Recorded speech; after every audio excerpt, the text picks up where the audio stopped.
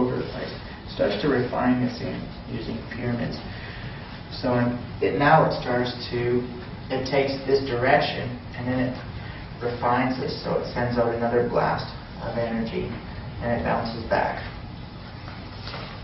And it sends out another blast of energy as it focuses in even more. So as these two start communicating, it starts to build up this little almost tractor beam or level of attraction.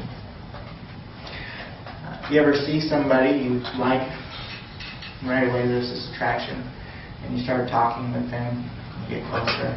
The more you talk, the closer you get. I'm not talking closer as distance, but closer as inside, closer with the person. More energy exchange, more communication going on inside. Well, that's basically starting to pull these two together. Okay? Gradually,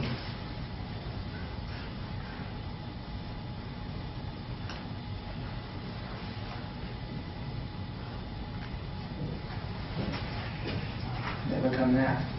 You know what's really funny about this design here?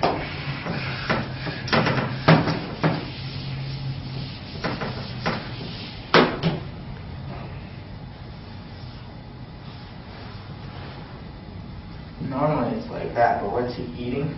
Little pack pellets. This is the kind of pyramid. Pac-Man. Oh, this is kind of fun. That's one of the sideline fun things. They got so big because it followed the law. On another side note of that,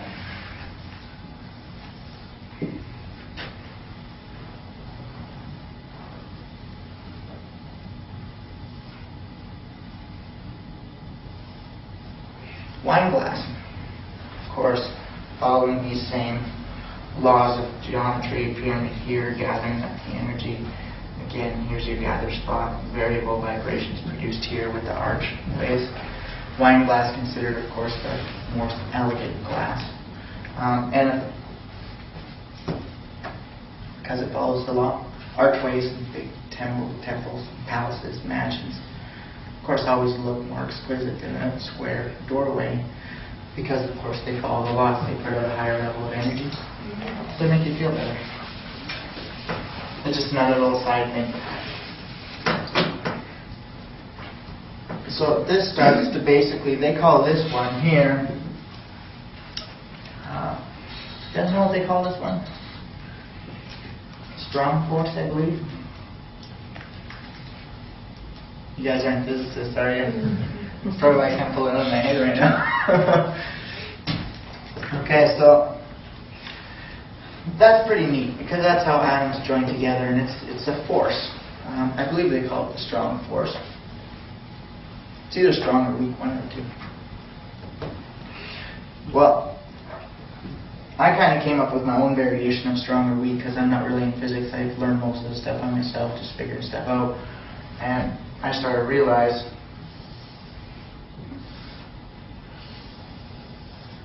there's this kind, which is a fat pyramid, puts up this type of vibration. And then there's this type of a connection.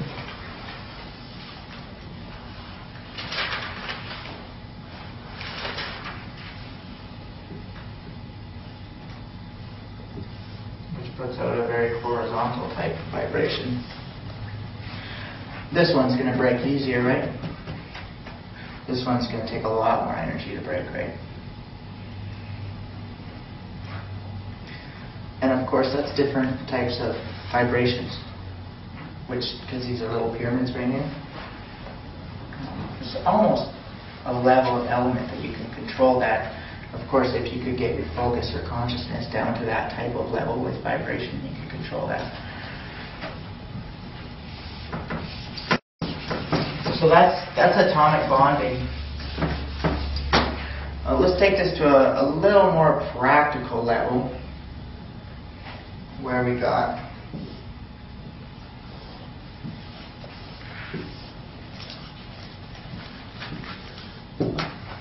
our body. That capstone, genetics. Okay, reproduction.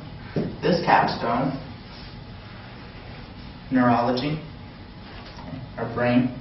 Basically like the DNA of the body, not just a cell. Okay. Remember how I say this system runs off, this technology runs off two systems, neurology and genetics. Okay? These two systems. Well, our brain then is the capstone, which the capstone is responsible for creating the vibration, right? Which is also the nerve system. Now inside of our body we have all these little cells, muscle cells.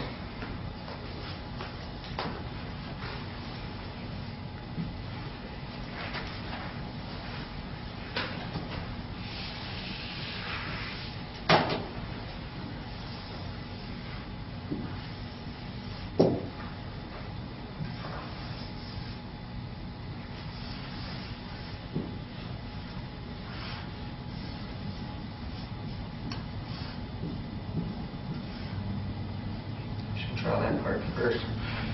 Here we have two different types of cells, both muscle cells. You guys ever taken a muscle and cut it in half? I haven't either, but you can get books where they have. And what you'll notice is that when you look at them, it's one big tube filled with all these tiny little tubes. Of course, very, very similar to the playground. Okay? If you take the individual muscle cells, do you guys know what I'm talking about with this? Okay. If you take the muscle cells, now, of course, nerves attached to muscles, right? And they send out a frequency. The nerves send out a vibration, a frequency, or electrical pulse to the muscles. Depending on the type of vibration, horizontal or vertical type of vibration, gives instructions for whether the muscles are going to contract or expand. Okay? Well,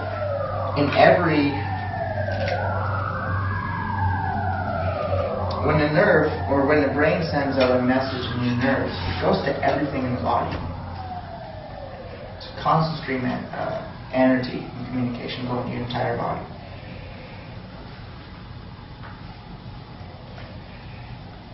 In every little packet of information is instructions for how the entire body is going to move. Every cell gets all of the instructions for the entire body. But the cell only takes its own specified instructions and moves. So the brain sends out the exact same signal to everyone. The cells only take in what they need themselves. How? Do you know how radio works? When you're driving down the road listening to radio and you've only got one station playing, the radio player is still picking up every station that there is. Just that little filter that's inside the radio says that we're only going to listen to just this one channel and that's it. You can't listen to all of them or just be a bunch of noise. But it just filters out the specific one that it needs. So how does the body organize this level of vibration programming? One, the systems. Two, using that memory system. Remember all the little cubes and cubes inside cubes? Remember that one? So it says, okay, these are all the muscles for your, this is all the instructions for your left arm. This is all the instructions for your right arm. All your instructions for your left leg. All for your right leg. Now let's break each of those down individually into different muscles.